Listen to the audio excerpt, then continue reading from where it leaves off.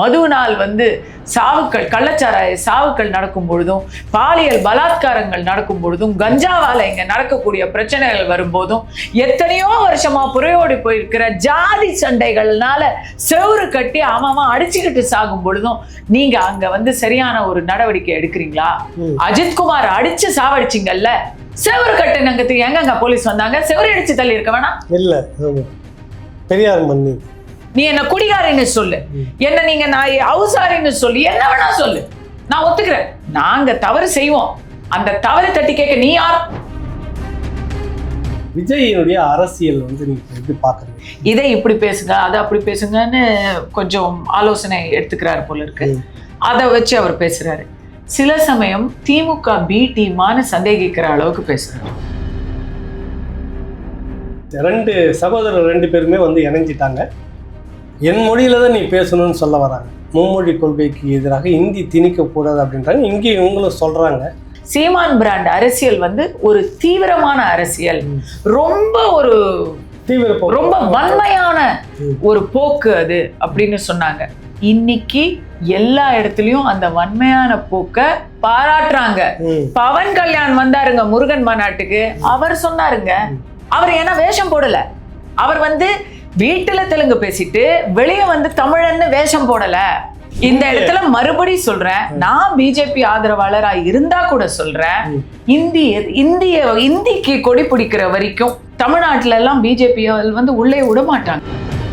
தமிழும் சமஸ்கிருதமும் இணைந்து, தெலுங்கு சமஸ்கிருதத்திலிருந்து வந்தது, கன்னடம் சமஸ்கிருதத்திலிருந்து வந்தது, மலையாளம் சமஸ்கிருதத்திலிருந்து வந்ததுன்னு அவர்கள் இதை சொல்றதுனால கலவரம்லாம் வராது. இது அவங்க இருக்கும்பொழுது அதை அரசியலாக்காம சேர்த்துக்கோங்க. மும்மொழி திட்டத்துல அதை சேருங்க. நீங்க ஏன் சேர்க்க மாட்டீங்கன்னா, அதை சேர்த்தீங்கன்னா உங்க ஆரிய வந்தேரி விஷயம் சீமானுடைய அரசியல் நீங்க கவனிச்ச வரைக்கும் இனி இது வரைக்கும் நடந்திருக்கு 2 எப்படி பாக்குறீங்க? அவர் ஒருங்கிணைக்க ஆரம்பிச்சதுல இவரும் பேசுறாரு. வளர்ச்சி இருந்துகிட்டே இருக்கு. தோக்கிற கட்சி தோத்துக்கிட்டே இருக்காரு, ஆனா வளர்ச்சி சீரா வந்துகிட்டே இருக்கு. இது எனக்கு புரியவே இல்லை. இப்பவும் நான் அதை தான் எதிர்பார்க்கிறேன். ஆனா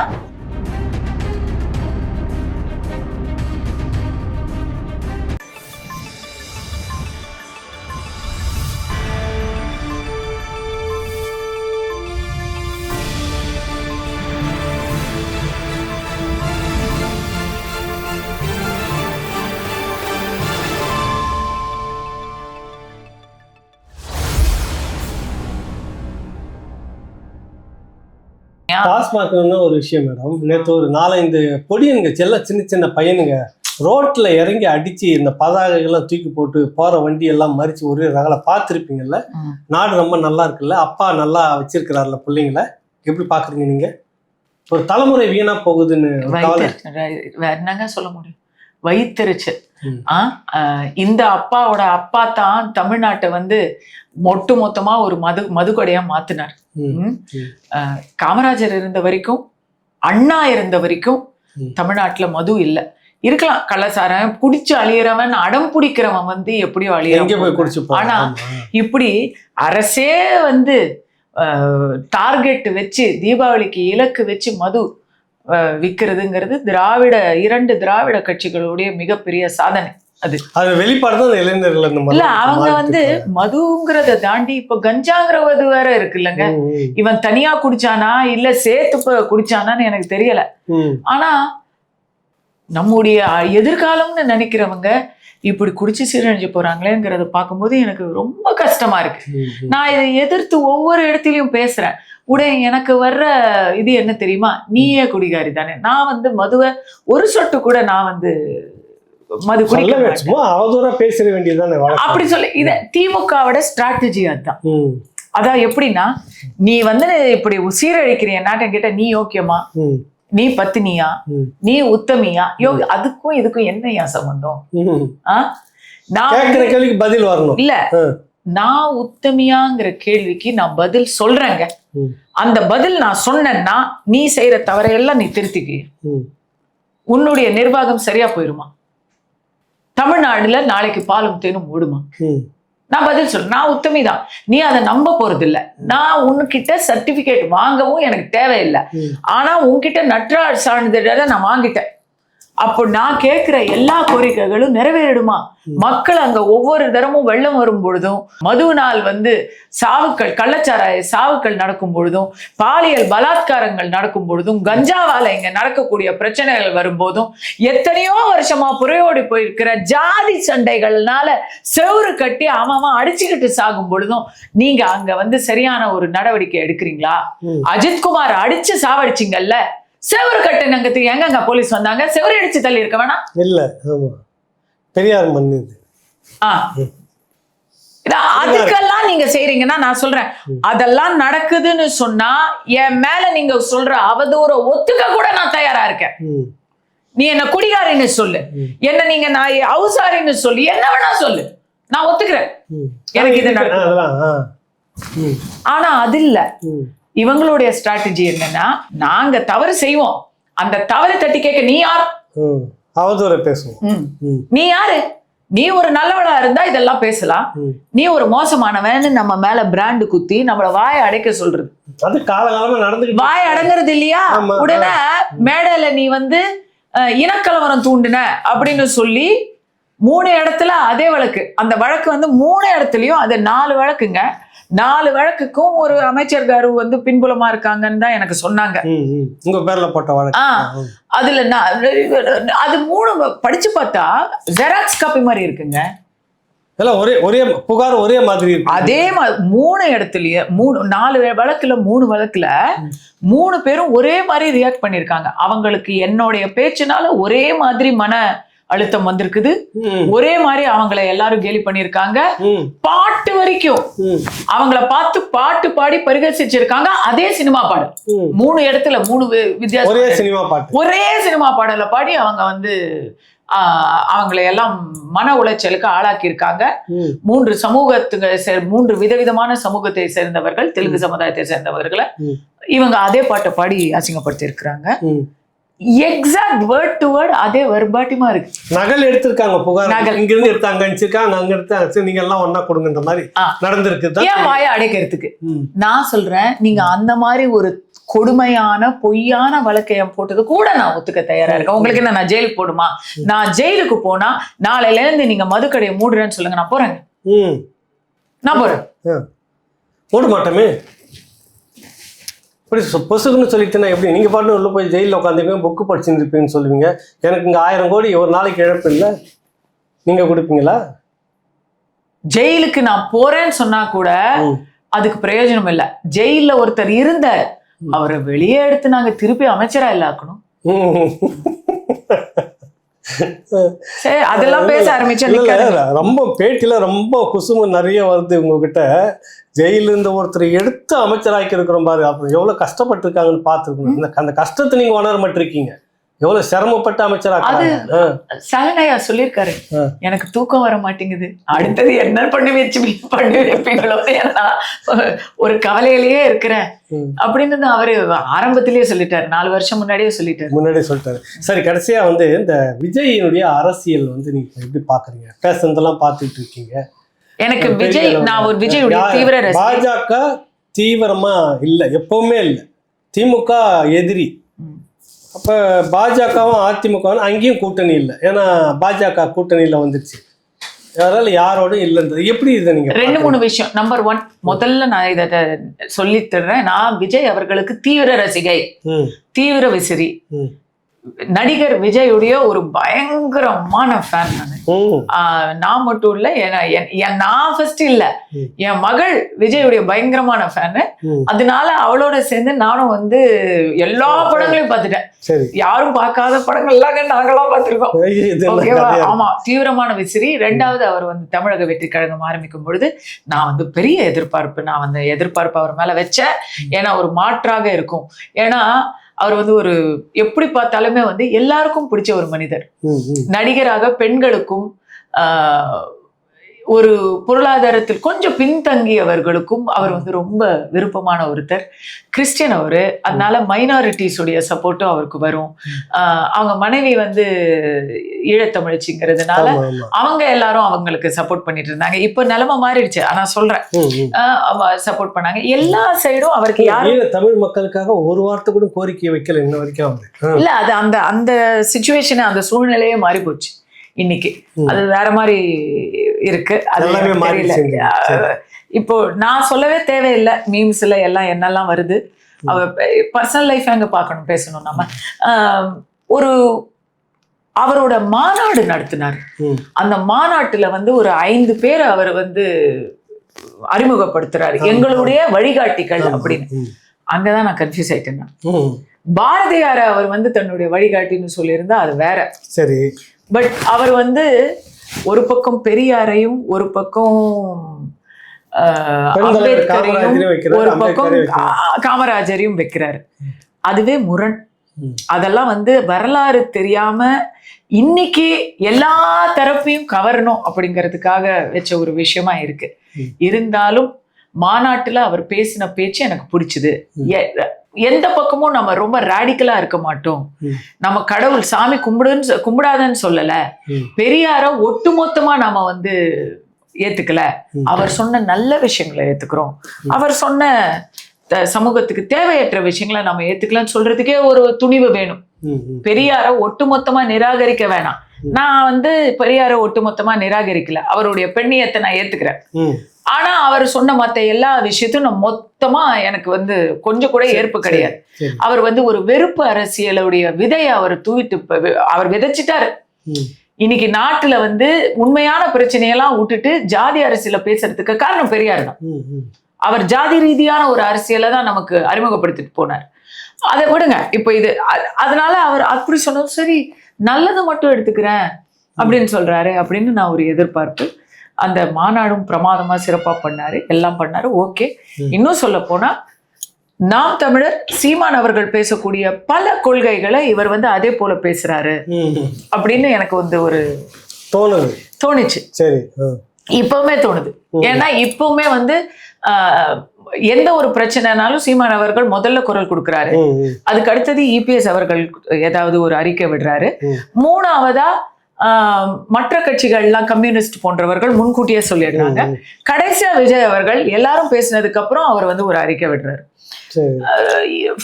அவர் எதமோ யோசிச்சு அவர் வந்து ஒரு கலந்து ஆலோசிச்சு தான் அவர் தன்னுடைய நிலைப்பாட்டை வந்து தெரிவிக்கிறாரு. அது ஏன் அந்த அளவுக்கு அவர் டைம் எடுக்கிறாருன்னு தெரியல. பட் ஒரு விஷயம் பார்த்துட்டா, உசுர் போனா உடனடியா ரியாக்ட் பண்றாரு. டாக்டர் அனிதாவுடைய உசுறு போனப்போ உடனடியா ரியாக்ட் பண்ணாரு. அப்ப அவர் அரசியல்ல இல்ல. அதே போல கள்ளச்சாராய மரணங்கள் நடந்த போது கள்ளக்குறிச்சிக்கு போனாரு. அதுவும் கொஞ்சம் வேகமான செயல்பாடா இருந்தது. இன்னைக்கு அஜித்குமார் விஷயத்திலயும் அவர் நேரடியா போனதை வந்து நம்ம பாராட்டுறோம். உயிர் போனா அந்த இடத்துல அவர் உடனடியா அவர் வந்து ரியாக்ட் பண்றாரு. மத்த பிரச்சனையில கவனம் இருக்காரு. எல்லாம் என்ன சொல்றாங்க பார்த்துட்டு அப்புறம் குரல் கொடுக்கிறார். சில சமயம் சீமானுடைய ஒரு எதிரொலி மாதிரி பேசுறாரு. சீமான் அவர்கள் எதையெல்லாம் சொல்றாரோ அதே விஷயங்களை அதே துணியில சொல்றாரு. சில சமயம் பார்த்து படிக்கிறார், பார்க்காம சொல்றாரு. இல்ல, அவர் வந்து உணர்ச்சியோட பேர்கூட பேசிடுறாரு. இவர் வந்து கொஞ்சம் 4 பேர் கிட்ட கலந்த ஒரு ஒரு கைடன்ஸ் குரூப் அவருக்கு இருக்கு போல இருக்கு. இதை இப்படி பேசுங்க, அதை அப்படி பேசுங்கன்னு கொஞ்சம் ஆலோசனை எடுத்துக்கிறாரு போல இருக்கு. அதை வச்சு அவர் பேசுறாரு. சில சமயம் திமுக பி டீமான்னு சந்தேகிக்கிற அளவுக்கு பேசுறாரு. திமுகவை எதிர்க்கிறாரு கடுமையா. நீங்க எப்படி பி டீமான்னு பேசுறாரு? அப்படிதான் பேசுறாரு. சில பிரச்சனைகளை திமுகவோட பி டீமான்னு யோசிக்கிற மாதிரி பேசுறாரு. ஒவ்வொரு விஷயத்திலையும் என்னது இது, இவர் பிஜேபியை எதிர்க்கணுங்கிறதுக்காக ஒட்டுமொத்தமா இப்போ இந்தி எதிர்ப்புங்கிறத சீமான் அவர்கள் பேசும்போது பேசக்கூடிய லாஜிக்குக்கும் டிஎம்கே பேசும்போது பேசக்கூடிய லாஜிக்குக்கும் என்ன வித்தியாசம்னா, ஒருத்தர் உண்மையா பேசுறாரு, ஒருத்தங்க வந்து வேஷத்துக்கு பேசுறாங்க.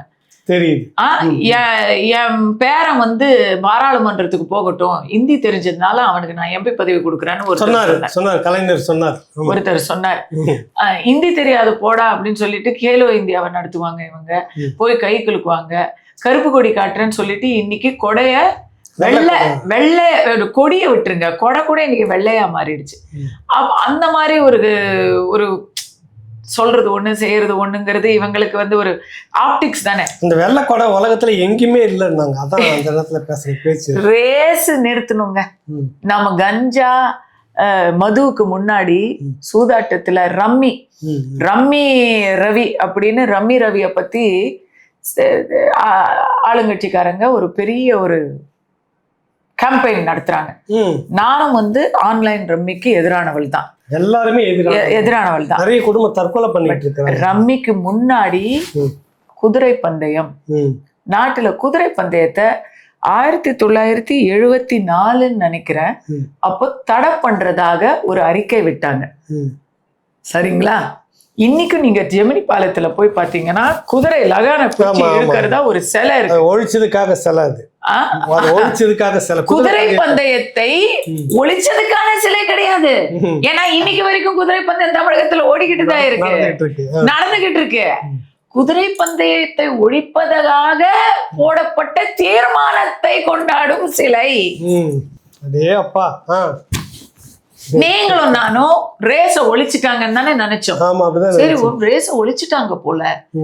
ஒழிக்கவே இல்ல, சிலைய வச்சுட்டாங்க. எப்படிப்பட்ட ஆளுங்க. சோ அந்த மாதிரி விஜய் அவர்கள் வந்து ஒரு ஏர்போர்ட் வேணாம், எதுக்காக வேணாம் அப்படின்னு சொல்றாரு. நான் ஏர்போர்ட் வேணும்னு நினைக்கிறேன். அவர் வந்து ஏர்போர்ட் வேணாம், அஜித் குமாரோடைய இதுல நீங்க சரியான விசாரணை பண்ணலன்னா நானே போராட்டம் நடத்துவேன் அப்படின்னு பேசியிருக்காரு. ஏர்போர்ட் வேணாம், இதை நீங்க வந்து தொடர்ந்து விவசாயிகள் பக்கம் தான் நிப்பேன், நான் கண்டிப்பா எப்பவுமே விவசாயிகள் பக்கம் தான் நிப்பேன் அப்படிங்கிறாரு. 8 வழி சாலை போடும் பொழுது விஜய் விவசாயிகள் பக்கம் என்ன சொன்னாரு?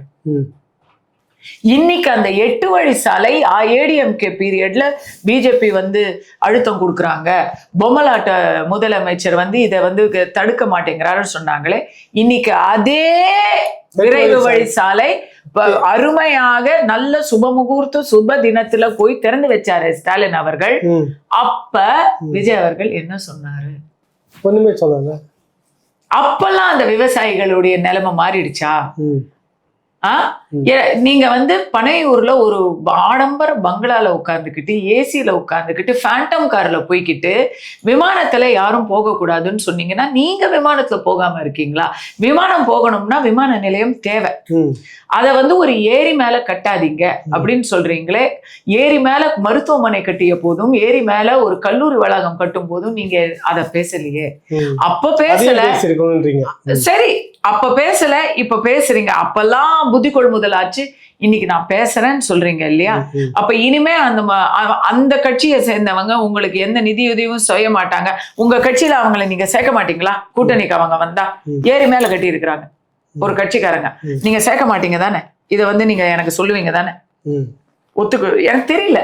இந்த கேள்வி ஒன்று சொன்னா அதன்படி நிக்கணும். பரந்தூர் விமான நிலையத்துக்கு அந்த இடத்த விவசாய நிலம், அதை விட்டுட்டு வேற எங்கேயாவது கட்டலாம். எங்க கட்டணும்? இடம் நிறைய இருக்குது. வேற எங்க இருக்குங்க? எங்க இருக்கு? நிறைய இடம். இப்ப அங்க போய் இறங்க போற ஃபிளைட் அங்க இருந்து கிளம்ப திருப்போரூர் பக்கத்துல 4 இடம். திருப்போரூர், ஸ்ரீபெரும்புதூர், பன்னூர், பரந்தூர், இந்த 4 இடம் தான் தமிழக அரசாங்கம் அவங்களுக்கு விமானம் கட்டுறதுக்கு தோதான இடம் அப்படின்னு அடையாளப்படுத்தி கொடுக்குறாங்க. அடையாளப்படுத்தி கொடுத்த அரசாங்கத்தை நீங்க இன்னைக்கு கேள்வி கேட்கறது நியாயம்தான். பட் இதுல எங்க கட்டுறது? தொழிற்சாலை ஏற்கனவே வந்த இடத்துலயோ, மக்கள் ஏற்கனவே வந்து குடியிருப்புகள் கட்டிய இடத்துலயோ நீங்க விமான நிலையம் கட்ட முடியாது. அதனால திருப்பூரூர் கேன்சல், ஸ்ரீபெரும்புதூர் கேன்சல். ஆனா இந்த 2 இடங்களுக்கும் பக்கத்துல ஒரு தொழிற்சாலைகள், தொழில் அதிபர்கள், தொழில் முனைவர்கள், இவங்களுக்கான ஒரு இது கட்டலன்னு வைங்களேன், ஒரு விமான நிலையம் கட்டலன்னு வைங்களேன்.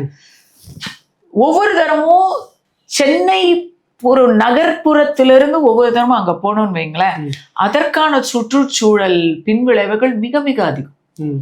ஒவ்வொரு தரமும் இங்கேருந்து நம்ம வந்து மெட்ரோலயே போறோம்னு வச்சுக்கோங்களேன், பஸ் பப்ளிக் டிரான்ஸ்போர்ட்ல போனாலோ இல்ல கார்ல போனாலும் இங்கேருந்து அங்க போகும்போது இங்க சாலை நெரிசல் என்ன, இங்க அதற்கான இழப்பீடு என்ன, இதுக்கு மேல இன்னும் சில கட்டாயங்கள் இருக்கு. இதை எதிர்க்கட்சியா இருக்கும்போது திமுக வந்து வேற மாதிரி பேசினாங்க. இன்னைக்கு கம்முன்னு இருக்கிறதுக்கு காரணம் அதுதான். நீங்க வந்து இங்க எப்பயுமே திமுக ஆளுங்கட்சியாக இருக்கும்போது செய்து முடிப்பாங்க, எதிர்கட்சியாக இருக்கும்போது எதிர்ப்பாங்க.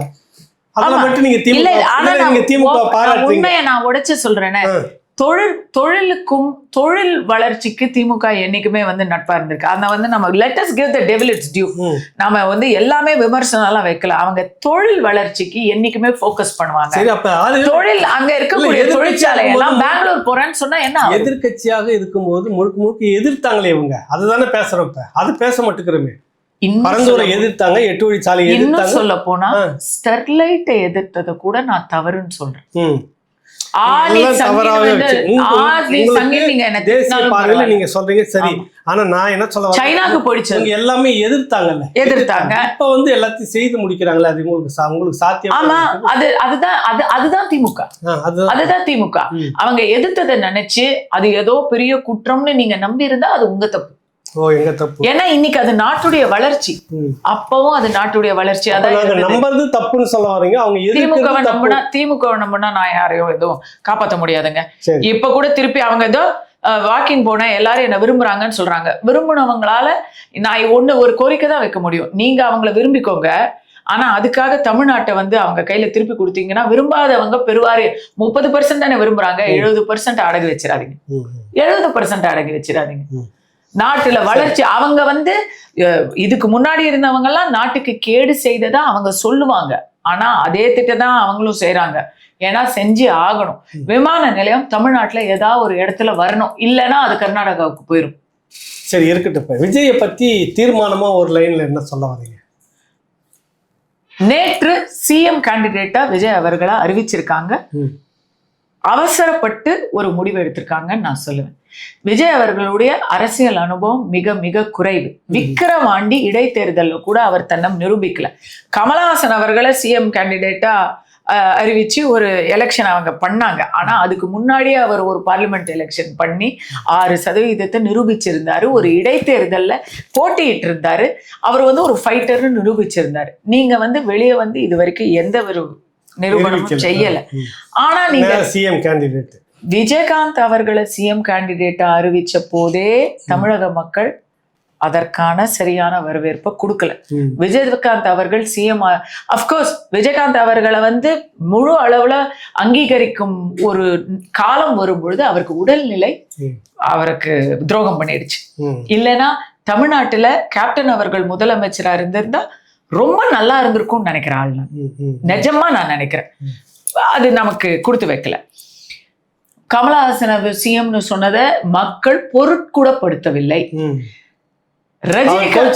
ரஜினிகாந்த் மக்கள் ஏற்கலன்னு சொல்லிட்டீங்க. மக்கள் ஏற்கலங்க. மக்கள் ஏற்றிருந்தா அவர் ஜெயிச்சிருப்பாருங்க. அவர் கூட ஜெயிக்கலங்க.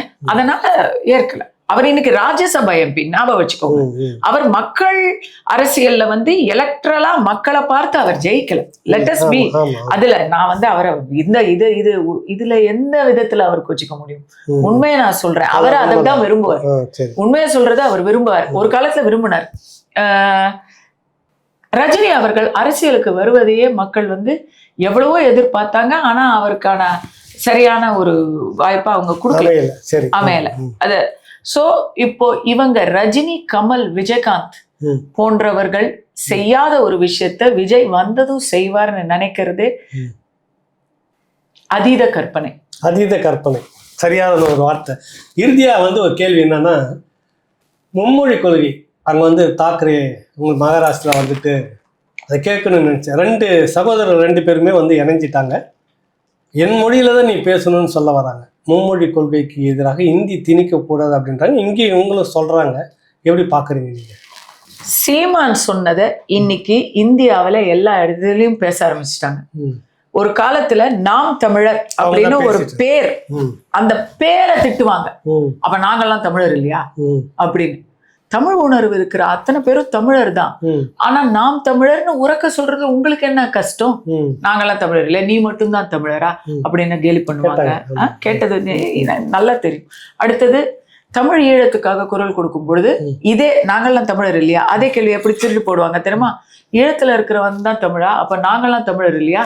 பேசுனாங்க. ஆமா, நாங்க அவங்களுக்கு வந்து நீ மட்டும் என்ன சப்போர்ட் பண்ற அப்படின்னு கேட்டாங்க. ஆனா இன்னைக்கு ஒரு இன உணர்ச்சி அப்படிங்கறத இந்தியா முழுக்க எதிரொலிக்க ஆரம்பிச்சிருக்கு. அதுக்கு காரணம் சீமான். காரணம்னு கூட நான் சொல்லல, முன்னுதாரணம். அவரை வந்து ஒரு இனவாதி, ஒரு ராடிக்கல், எக்ஸ்ட்ரீம் அப்படின்னு சொன்னாங்க. சீமான் பிராண்ட் அரசியல் வந்து ஒரு தீவிரமான அரசியல், ரொம்ப ஒரு ரொம்ப வன்மையான ஒரு போக்கு அது அப்படின்னு சொன்னாங்க. இன்னைக்கு எல்லா இடத்துலயும் அந்த வன்மையான போக்க பாராட்டுறாங்க. பவன் கல்யாண் வந்தாருங்க முருகன் மாநாட்டுக்கு, அவர் சொன்னாருங்க நாம எல்லாரையும் மதிக்கிறோம், ஆனா நம்ம வந்து அவமதிக்கிறாங்கன்னா அவங்கள நாங்க ஏத்துக்க முடியாது அப்படின்னு சொன்னாருங்க. அவர் வந்து தமிழ்ல பேசினாருங்க. தமிழ்நாட்டுல அந்த மொழியை தான் மதிக்கணும்ன்றாரு. அவர் வந்து தமிழ்நாட்டுல வந்து தமிழ்ல பேசுறாருங்க. அவரை நான் மதிக்கிறேன். அவர் ஏன்னா வேஷம் போடல. அவர் வந்து வீட்டுல தெலுங்கு பேசிட்டு வெளியே வந்து தமிழன்னு வேஷம் போடல. அவர் வந்து யாரோ வந்து இப்ப வேஷம் போடுறாங்கன்னு சொல்ல வரீங்க. புரியுது. போடுறவங்க நிறைய பேர் இருக்காங்க. உங்களுக்கு தெரியாதா? எனக்கு தெரியாதா? நான் அடிபட்டவ, நான் எனக்கு நல்லாவே தெரியும். ஆனா பவன் கல்யாணம் நம்ம மதிக்கிறோம். ஏன்னா அவர் அந்த வேஷத்தை போடல. அந்த வேஷம் யாருமே அப்படி கேட்கல. நாம் தமிழரோட கொள்கை அது கிடையாது. நீ வந்து இங்க தமிழரா, நீ வந்து உன்னை வந்து காமிச்சுக்கோ அப்படின்னு நம்ம சொல்லல. தமிழர்கள் பக்கம் நில் அப்படின்னு தான் நம்ம சொல்றோம். அவங்களை எல்லாரையுமே ஏத்துக்கொள்ற ஒரு அரசியல் தான் அது. இன்னைக்கு அததான் அவங்க பேசிட்டாங்க. மகாராஷ்டிரால, கர்நாடகால ஏற்கனவே ஆரம்பிச்சு போச்சு. கன்னடத்துக்கு முன்னுரிமை, கன்னடத்துக்கு முதல் உரிமை அப்படின்னு அவங்க கேட்டாங்க. இன்னும் சொல்ல போனா அவங்க தாங்க ராடிக்கலா பண்றாங்க. அவங்க அடிக்கிறாங்க. கன்னடம் தவிர வேற எதுவும் இருக்க கூடாதாங்க. அது அவங்க ரொம்ப ராடிக்கலா, ரொம்ப எக்ஸ்ட்ரீமா அவங்க பண்றாங்க. நம்ம என்ன சொல்றோம்? எல்லாரையும் மதிக்கிறோம், எல்லாரையும் மதிக்கிறோம், ஒதுக்காதீங்க, ஒரு பூர்வக்குடியான மக்களை ஒதுக்காதீங்கன்னு சொல்றோம். எக்ஸாக்ட் அதேதான். அது என்ன ஆகுது, என் பொண்ணுக்கு வந்து எல்லா மொழியும் கொஞ்சம் கொஞ்சம் தெரியும். அவ டெல்லியில ஏர்போர்ட்டுக்கு போகணும்னா பயப்படுவான். அமெரிக்கால இருந்து வரணும், டெல்லிக்கு போகணும்னா பயப்படுவான். ஏன் தெரியுமா? அங்க இந்திய தவிர வேற எதுலயுமே கம்யூனிகேஷனே இல்லை. பாம்பே, ஹைதராபாத், சென்னை ஏர்போர்ட் ஓகே, ஏன்னா அங்க ஆங்கிலத்துல கம்யூனிகேட் பண்ண முடியும். இது வந்து ஒரு கள நிலவரம். நம்ம இன்னைக்கு இந்தியா நாட்டுக்கு எல்லாரும் வரணும், முதலீடு செய்யணும், டூரிஸ்டா வரணும். ஏன்னா நம்ம வந்து யாதும் ஊரே யாவரும் கேளீர், அப்புறம் யார் வந்தாலும் விருந்தோம்பலுக்கு பெயர் பெற்ற ஊர் அப்படின்லாம் நம்ம சொல்லணும்னா எல்லார்கிட்டையும் போய் இந்தியில பேசினாலும் முடியாதுங்க. ஏன்னா இந்தியில வந்து நம்ம தமிழகத்தை பொறுத்த வரைக்கும், அப்புறம் பொன்முடி அவர்கள் சொன்னாரு, ஒரு வார்த்தை சொன்னாரு, இந்திக்காரங்க எதுக்கு இங்க தமிழ்நாட்டுக்கு வராங்கன்னு சொன்னாருங்கிறது வந்து ஒரு பெரிய சர்ச்சையாச்சு. அப்படி ஒருத்தரை வந்து நம்ம இழிவுபடுத்த வேணாம். பட் யதார்த்தத்துல தமிழுக்கான முன்னுரிமை. நீங்க ஹிந்தி கத்துக்க வேணாம்னு யாராவது கையை பிடிச்சு நிறுத்துறாங்களா? இல்ல. நான் ஒரு நடிகை, நான் விரும்பி ஹிந்தி கத்துக்கிறேன். எனக்கு ஹிந்தி சினிமால நடிக்கணும்னா நான் விரும்பி ஹிந்தி கத்துக்கிறேன். ஹிந்தி படத்துல நடிக்கிறதுக்காக எனக்கு வந்து அது ஒரு நல்ல ஒரு வாய்ப்புன்னு சொன்னா நம்ம மறுக்க மாட்டோம். தமிழர்கள் நார்வேல இருக்கிறாங்க, பிரான்ஸ்ல இருக்கிறாங்க, பிரெஞ்சு மொழி பேசுறாங்க. அவங்கள விட அவங்க தான் நல்ல பிரெஞ்சு மொழி பேசுறாங்க, அவங்க தான் நல்ல நார்வே மொழி பேசுறாங்க. அதுக்காக அவங்க வந்து தமிழை விட்டு கொடுத்துடல. இல்ல, ஒரு சிம்பிளான உதாரணம். இதேதான் எல்லா இடத்துலயும் நாம நல்லபடியா கேட்டோம். உன்னா ஹிந்தி பேசு, நீ ஏன் ஹிந்தி பேசுறது இல்ல? அங்கேருந்து வந்து இங்க ஆட்டோக்காரங்கிட்ட நீ ஏன் ஹிந்தி பேசுறது இல்லை? இவன் ஏன் அவங்ககிட்ட ஹிந்தி பேசணும்? ஆட்டோக்காரங்கிட்ட பேசுற அளவு ஒரு பேசிக்கான ஒரு தமிழ், ஐயா வணக்கம், சாரி, ஹிந்தி தெரியாது, please can you help me, இந்த அளவு நீங்க ஒரு பட்லர் இங்கிலீஷ், பட்லர் தமிழ் பேசினா உசர கொடுப்பான் நம்மாலு. ஆமா, ஒரே வார்த்தை உசர கொடுப்பான். வணக்கம், हिंदी ஒன்லி ஹிந்தி அப்படின்னு நீங்க சொல்லி பாருங்களேன். நோ ப்ராப்ளம், हम हिंदी में बात करेगाன்னு இவன் வந்து உசுறு கொடுப்பாங்க நம்மாலு. அந்த மாதிரி ஆளுங்க தமிழ. அது இங்க நல்லபடியா சொல்லி பார்த்தோம். ஹிந்தி திணிப்ப அது புரிய மாட்டேங்குது அவங்களுக்கு. கர்நாடகாவில உதைச்சு அடிச்சு கலாட்டா பண்ணி சொல்றாங்க. அப்பவும் வந்து அங்க அவங்க கட்சிக்காரங்களே சொல்றாங்க. காங்கிரஸ் முதல்வர் சித்தராமையாவே அதை சொல்றாரு. இப்பவாவது புரிஞ்சுக்கணும். இல்ல ஹைதராபாத் தெலுங்கானால ரொம்ப பியூட்டிஃபுல். ஆந்திரா தெலுங்கானால சந்திரபாபு நாயுடு என்ன சொல்றாரு, ஹிந்தி தாராளமா எல்லாரும் கத்துக்கோங்க, நீங்க இந்த மாதிரி கலாட்டா பண்ணாதீங்க, ஆனா தெலுங்கு தான் நமக்கு அம்மா தாய், ஹிந்தி கத்துக்கோங்க, போனா போகுது, அவங்களால தெலுங்கு கத்துக்க முடியாது, நம்ம ஹிந்தி ஈஸியா கத்துக்குவோம் அப்படின்னு அவர் நக்கலா சொல்லிக்கிட்டு இருக்காரு. மகாராஷ்டிரா விஷயத்த சொல்றேன். அதான் இப்ப எதிர்பார்க்கறேன். அவங்க நம்ம மொழியை இப்ப அவங்க நம்ம விதையார் நம்ம ரூட்டுக்கு அவங்க வந்ததுக்கான காரணத்தை சொல்றேன். ஆட்சியில பங்கெடுத்த கட்சி தான் ஒரு காலத்துல. அவங்க ஒண்ணும் இல்லைங்க. மகாராஷ்டிரால தான் பாலிவுட் இருக்கு, இந்தி படங்கள்ல இருக்கு, எல்லாருமே இந்திய வச்சுதான் அங்க பிழைக்கிறாங்க. மகாராஷ்டிரால நீ மராட்டி பேசாம ஹிந்திய பேசி, இந்தி வந்து அங்க பெரிய மொழி ஆயிடுச்சு, மராட்டியம் சிறுபான்மையா ஆகி போச்சு. மராட்டி பேசுறதே வந்து வீட்டுல பேசிக்கிட்டு இருந்தாங்க. முந்தைய தலைமுறை வீட்டுல மராட்டி பேசிட்டு இருந்தாங்க, வெளியே வந்து ஹிந்தியில பேசிக்கிட்டு இருந்தாங்க. ஒரே ஒரு சின்ன ஒரு விஷயம்தான், மராட்டி கம்பல்சரி அப்படின்னு போட்டாங்க. இந்த ஃபட்னாவிஸ் அரசாங்கம் தான் அதை போட்டுச்சு. மராட்டி கம்பல்சரின்னு போட்டதும் எல்லாம் அங்க இருக்கிற ஹிந்தி பேசுறவர்கள், மராட்டி பேசாதவர்கள் பெரிய அளவுல அதுக்கு வந்து ஒரு இது பண்ணி விட்டாங்க, எதிர்ப்பு தெரிவிச்சாங்க. மறுபடி நீங்க யோசிங்க, தமிழனோ கன்னடத்தவனோ இத பேசல, ஏன்னா அவங்க எல்லாரும் அந்த மொழியை கத்துக்கிறாங்க. சரி மராட்டி கம்பல்சரியா, சரி மராட்டிய படிப்போம்னு, அது அவங்க மொழி, அது மகாராஷ்டிரால அபிஷியல் மொழின்னு. இந்திக்காரங்க வந்து அதை இது பண்ணி விட்டாங்க, கலாட்டா பண்ணி விட்டாங்க. எதுக்கு நான் மராட்டி, அதான் நான் ஹிந்தி பேசுறேன்னு, நீங்க எல்லாம் தான் நல்லா ஹிந்தி பேசுறீங்களே, எனக்கு ஏன் இப்ப நீங்க மராட்டி கத்துக்கணும் ஸ்கூல்லன்னு. அது இந்த பிஜேபி அரசு தான் போட்டுச்சு, பிஜேபி அரசு கிடையாது, சிவசேனா அரசு தான் இதை போட்டுச்சு. ஆனா அது பெரிய அளவுல அவங்களுக்கு எங்க இருந்து பேக் ஃபயர் ஆகுதுன்னா, இந்தி பெல்ட். சோ அப்போ இவங்க வந்து இந்தி பெல்ட் வேணுமா மகாராஷ்டிரம் வேணுமா, இது பிஜேபிக்கு ஒரு கேள்விக்குறியாக ஆகுது.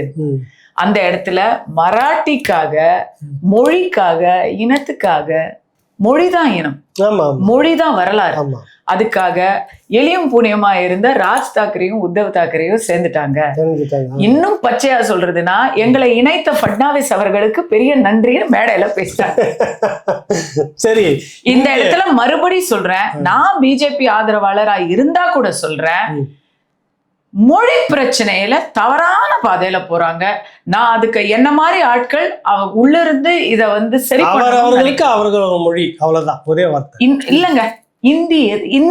இந்திக்கு கொடி பிடிக்கிற வரைக்கும் தமிழ்நாட்டுல எல்லாம் பிஜேபி வந்து உள்ளே விட மாட்டாங்க, அதான் உண்மை. ஹிந்திக்கு நீங்க கர்நாடகாலையும் விட மாட்டாங்க, மகாராஷ்டிரலையும் விட மாட்டாங்க, இனிமே விட மாட்டாங்க, தெலுங்குலயும் விட மாட்டாங்க. இந்திங்கிறது நாங்க வரவேற்க தயாரா இருக்கோம்.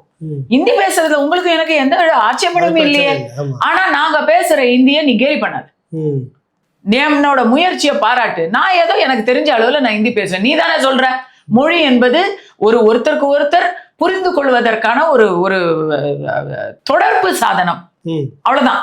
ஓகே, இந்தியில இப்ப என் மகனை வந்து இந்தி வந்து கம்பல்சரி சிபிஎஸ்இ ஸ்கூல்ல, அவனுக்கு வந்து இந்தியில கவிதை, இந்தியில கட்டுரை, எதுக்கு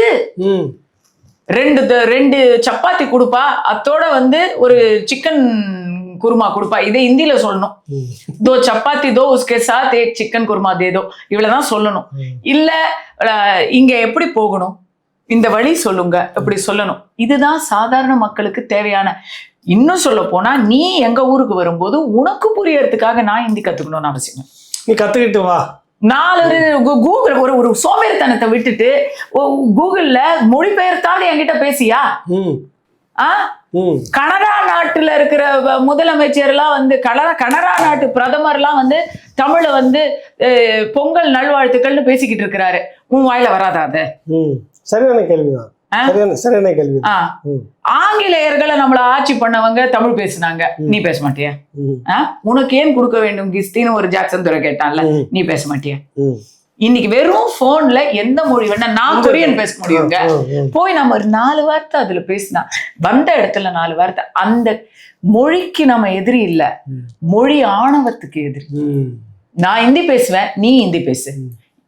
என் ஊருக்கு நீ வந்தல்ல, என் ஊர்ல நீ ஹிந்தி பேசு, சரி. உன் ஊருக்கு நான் வந்திருக்கேன்ல, என்கிட்ட நீ ஹிந்தி பேசு. அதை தான் நம்ம எதிர்க்கிறோம்.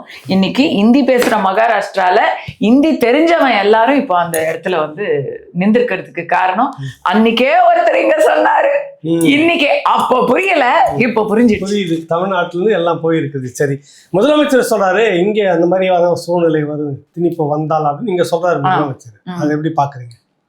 நம்ம முதலமைச்சர் மும்மொழி கொள்கைக்கு எதிர்ப்பு இல்ல, மும்மொழி கொள்கை எதிர்ப்புங்கிறத அவங்க அரசியல் கருவியா மட்டும்தான் பயன்படுத்துறாங்க.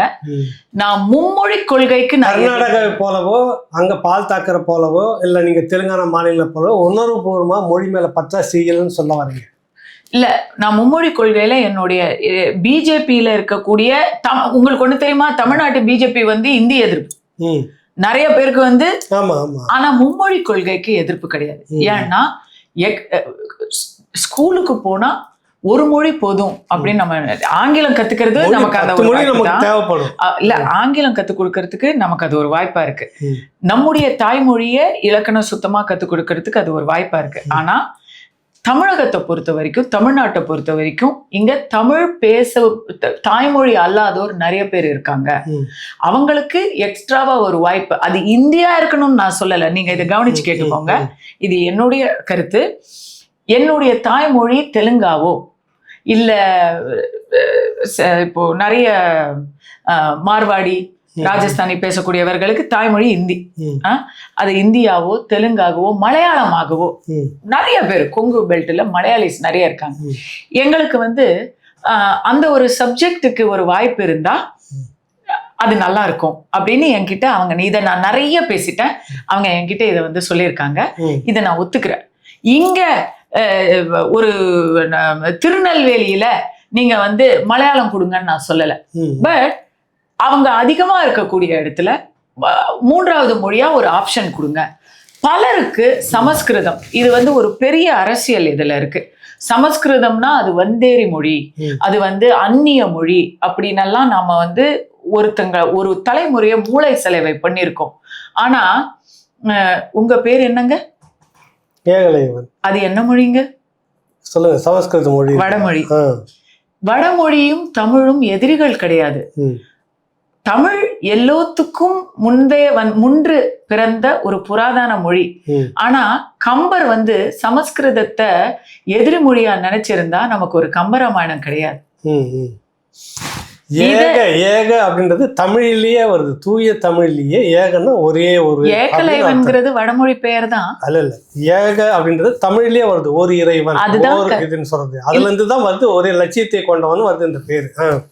மொழியியல் எனக்கு வந்து நான் கமலஹாசன் மாதிரி மொழி பிரச்சனைக்குள்ள போய் அதுக்கு ஒரு கலவரத்தை உண்டு பண்ண நான் விரும்பல. ஆனா ஒரு தமிழச்சியா நான் இதை சொல்றேன்.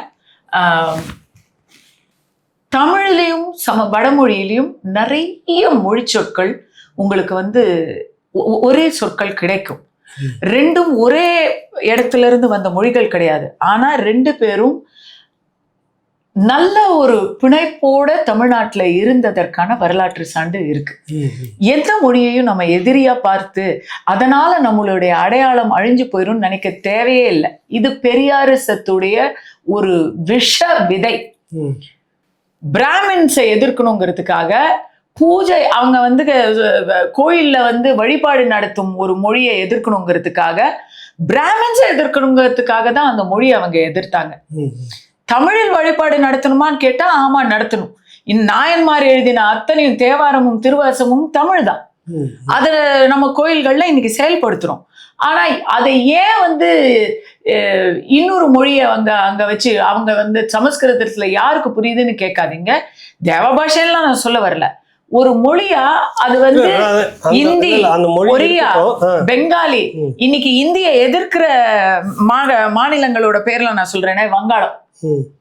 மொழிப்போருக்கான மிகப்பெரிய ஒரு வரலாறு வந்து வங்காளத்துக்கு இருக்கு. பாகிஸ்தான் பிரித்ததுக்கான மொழி வந்து நிறைய பேர் தப்பு என்ன வரலாறு நம்ம கிட்ட தப்பா சொல்லிட்டு, இந்தியாவிலேயே அதிக மொழி போருக்காக அதிக உயிர் தியாகம் பண்ணது தமிழ்நாடு, 2வது வங்காளம். அது மாத்திட்டாங்க வரலாற்று. இல்ல நான் அதுக்கு உண்மை அதை நான் ஏத்துக்கிறேன். ஆவணப்படி நீங்க இன்னைக்கு சொல்றீங்க. இந்தி எதிர்ப்பு மாநிலங்கள் வங்காளிகள் எதிர்க்கிறாங்க, ஆமா. ஒடிஷால எதிர்க்கிறாங்க. நார்த் ஈஸ்ட்ல இந்தி வந்து புழக்கத்திலேயே பெருசா இல்ல. கிழக்கு மாநிலங்கள் அஸ்ஸாம்ல வந்து தங்களுடைய அடையாளம் போதான் அவங்க உணர ஆரம்பிச்சிட்டு இருக்காங்க. மணிப்பூர் எதிர்க்கிறாங்க. மணிப்பூர்ல எல்லாம் வந்து மத்திய அரசிய மொத்தமா எதிர்க்கிறாங்க. அது காங்கிரஸா இருந்தாலும் சரி, பாஜகவா இருந்தாலும் சரி. இப்படி இந்தியாவுல இந்தி பெல்ட் தவிர மத்த எல்லா இடத்துலயுமே, ஹரியானால எல்லாம் ஓபனா சொல்றாங்க, ஹரியானாங்கிற மொழி வந்து இந்தினால வந்து செகண்ட் கிரேடா போயிடுச்சு. அங்க வந்து ஒரு காலத்துல ஹரியானால மாநில மொழி, அதிகாரப்பூர்வமான மாநில மொழி ஹரியாண்டி, அடுத்தது அதிகாரப்பூர்வமான மொழி இந்தி வைக்கணும், பெரிய கலாட்டா நடந்துச்சு. அந்த நேரத்துல இந்தி மொழின்னு இது அதிகாரப்பூர்வமான மொழின்னு தமிழ் தான் அறிவிச்சாங்க. பல வருடங்கள் தமிழ் வந்து ஹரியானால இதுல எல்லாம் இருந்தது, ரயில்வே ஸ்டேஷன்ல எல்லாம் இருந்தது. தெரியுமா உங்களுக்கு? மும்மொழி திட்டம். ரயில்வே ஸ்டேஷன்ல 3 மொழி இருக்கணும். லோக்கல் மொழி இந்தி, இங்கிலீஷ், இல்லைன்னா இந்தி லோக்கல் மொழியா இருந்தா உருது வைப்பாங்க.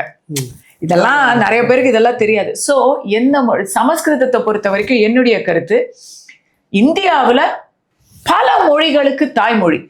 நம்முடைய திராவிட இதுல தீபகற்பத்துல, தென்னிந்திய தீபகற்பத்துல தமிழும் சமஸ்கிருதமும் இணைந்து 3 மொழிகள்ல வந்து பெரிய இன்ஃப்ளூயன்ஸ் இருக்கு. தெலுங்கு சமஸ்கிருதத்திலிருந்து வந்தது, கன்னடம் சமஸ்கிருதத்திலிருந்து வந்தது, மலையாளம் சமஸ்கிருதத்திலிருந்து வந்ததுன்னு அவர்கள் இதை சொல்றதுனால கலவரம்லாம் வராது. இது அவங்க இருக்கும்பொழுது அதை அரசியலாக்காம சேர்த்துக்கோங்க, மும்மொழி திட்டத்துல அதை சேருங்க. நீங்க ஏன் சேர்க்க மாட்டீங்கன்னா, அதை சேர்த்தீங்கன்னா உங்க ஆரிய வந்தேரி விஷயம் வந்து போயிடும், அரசியல் பிரச்சனை பண்ண முடியாது. இதுல இப்படி எதுவுமே இல்லையே, நம்முடைய தமிழ் இனத்துக்கு எதிராக இதுல எதுவுமே இல்லையேன்னு தெரிஞ்சிரும் மக்களுக்கு. அதனாலதான் நீங்க அதை சேர்க்க மாட்டேன்றீங்க. இந்தி யாருமே கத்துக்க கூடாது தமிழ்நாட்டுலன்னு சொல்றதுக்கும் அதுதான் காரணம். இந்தி தினப்ப நான் எதிர்க்கிறேன், ஆனா இவங்க இந்திய கத்துக்க விடமாட்டோம் அப்படின்னு திமுகவுடைய அது இவங்களுடைய அவங்க இந்தி கத்துக்கிட்டு இப்ப டெல்லியில பேசலாம். இவங்க முகமூடி கிழிஞ்சுங்கிறோங்கிற காரணத்தினாலதான். ஏன்னா இன்னைக்கு அவங்க இந்திக்காரங்க இவங்களை நம்பி இருக்கிறாங்க அரசியல் பண்றதுக்கு. இங்க இருக்கிற காங்கிரஸ் கட்சியும் இவங்களதான் நம்பித்தான் இருக்கு. அப்படியே ஓடிக்கிட்டு இருக்கு வண்டி. நேரடியா வந்து எல்லாரும் இந்திக்கு புரிஞ்சு போச்சுன்னா அப்புறம் இவங்க என்ன பண்ணுவாங்க? அந்த பிரச்சனை தான். யார் ஒரு மொழியை கத்துக்க கூடாதுன்னு சொல்றதுக்கு இவங்க யாரு? சரியான இடத்துக்கு வந்து கேள்வி கேட்டிருக்கீங்க. அதுல இப்ப மகாராஷ்டிரா அந்த மொழியின பிரச்சனையை தான் தமிழ்நாட்டுக்கு ஒரு சிறந்த இதுவாக முன்னோடியா வந்து சொல்லியிருக்கீங்க. இறுதியா ஒரே ஒரு கேள்வி, சீமானுடைய அரசியல் நீங்க கவனிச்ச வரைக்கும் இனி இது வரைக்கும் நடந்தது ரெண்டே இது எப்படி பாக்குறீங்க? இதை நான் ஏற்கனவே ஒரு இடத்துல நேத்து தான் சொன்னேன். எந்த ஒரு அரசியல் கட்சியுமே தேர்தல் அரசியலை முன் வச்சுதான் அரசியல் பண்ணுவாங்க. மக்கள் எதை கேட்க விரும்புறாங்களோ அதையெல்லாம் சொல்லி, இல்ல ஏதாவது ஒரு பிரச்சனையை கிளப்பி அது மூலமா ஒரு பிளவுபடுத்தி ஒண்ணு அது மூலமா வருவாங்க. மக்களுக்கு தெரியாத விஷயத்த சொல்லி தேர்தல் அரசியலையே பண்ணாம அவங்களுக்கு முதல்ல விழிப்புணர்வை ஊட்டி இப்படி ஒரு தலைமுறையை உருவாக்குற அரசியல் இருக்கே, உண்மையே உங்களுக்கு தெரியும். நான் அவ்வளவு பொறுமைசாலி கிடையாது. இவர் ஒவ்வொரு தரமும் எப்பவுமே வெற்றி பெற்ற ஒரு கட்சி ஒரு தரம் தோத்தாச்சுன்னா அடுத்த தேர்தலுக்குள்ள அவங்க வந்து கொஞ்சம் சிதறிடுவாங்க, சிதறி போயிடுவாங்க. வெற்றி இருக்கிற வரைக்கும் தான் அந்த கட்சியில வந்து ஒரு கெத்து இருந்தது. இது வரைக்கும் கட்சியை இவர் டேக் ஓவர் பண்ண நேரத்துல இருந்து, ஏன்னா இவர் வந்து கட்சி தலைவர் கிடையாது, கட்சி பொறுப்பாளர், ஒருங்கிணைப்பாளர். அவர் ஒருங்கிணைக்க ஆரம்பிச்சதுல இவரும் பேசுறாரு. வளர்ச்சி இருந்துகிட்டே இருக்கு. தோக்குற கட்சி தோத்துக்கிட்டே இருக்காரு, ஆனா வளர்ச்சி சீரா வந்துகிட்டே இருக்கு. இது எனக்கு புரியவே இல்லை. இப்பவும் நான் அதை தான் எதிர்பார்க்கிறேன். ஆனா தனியா நிக்க கூடாது. ஒரு தரம் வெற்றி, இந்த முறை மாற்றம் வரணும். இதோ பாருங்க, 30% ஒருங்கிணைக்கிற, 30% சேர்க்கிறேன்னு ஸ்டாலின் அவர்களை இறங்கி வேலை செய்யும் பொழுது அவருக்கு எதிரான 70% ஒருங்கிணைக்கணும், ஒரு சாரில சேரணும் அப்படிங்கிறது தான் என்னுடைய விருப்பம். என்னுடைய அடையாளத்தை எந்த விதத்திலையும் நான் வந்து சமரசம் செய்ய மாட்டேன் அப்படிங்கிறது சீமான் அவர்களுடைய கொள்கை. நான் வந்து அவர் அளவுக்கு கொள்கைவாதி இல்லை. நான் எத்த தின்னா பித்தம் தெளியும்னு இருக்கிறேன். மறுபடியும் ஒரு தேர்தலை சந்தித்து மறுபடியும் வளர்ச்சியை அடையும், ஆனால் வந்து வெற்றி அடையாது அப்படிங்கிற ஒரு நிலைமை வரணுமான்றது எனக்கு கருத்து. மற்றபடிக்கு அவர் எல்லாருக்குமான அரசியல், அதான் சொல்லிட்டோமே இன்னைக்கு. அது நாம் தமிழருங்கிற கட்சியை நேத்து மகாராஷ்டிரால சொல்லியிருக்காங்கங்க, நம்ம தான் கோட்டை விட்டுட்டோம் பாருங்க, அவங்கெல்லாம் விடாம செய்யறாங்க, விடவே இல்லை அப்படின்னு இந்த தமிழர்களை அவங்க பாராட்டுறாங்க. அந்த ஒரு எல்லாருக்குமான ஒரு அரசியல் அது. மொழி அரசியலுங்கிறது அரசியலே இல்ல அப்படின்னு சொன்னவங்க எதிர இன்னைக்கு மொழிதான் அரசியல்ன்ற அவருடைய கொள்கை மற்றவங்க எல்லாம் ஃபாலோ பண்ண ஆரம்பிச்சிட்டாங்க. சரிங்களா? அது கண்டிப்பாக அது வெற்றி பெற வேண்டும் என்ற ஆசையில தான் கூட்டணி அரசியலை ஒரு தரம் கன்சிடர் பண்ணணும்னு நான். நல்லது, உங்களுடைய நேரங்களை ஒதுக்கி ஒரு நீண்ட நேர்காணல் கொடுத்துருக்கீங்க. நாளைக்கு காலையில் அவசியம் வாக்கிங் போங்க, அங்கே ஒருத்தர் சந்திப்பீங்க. நீங்கள் அந்த கட்சியில் இணைகிறதுக்கு வாழ்த்துக்கள். வணக்கம். நன்றி.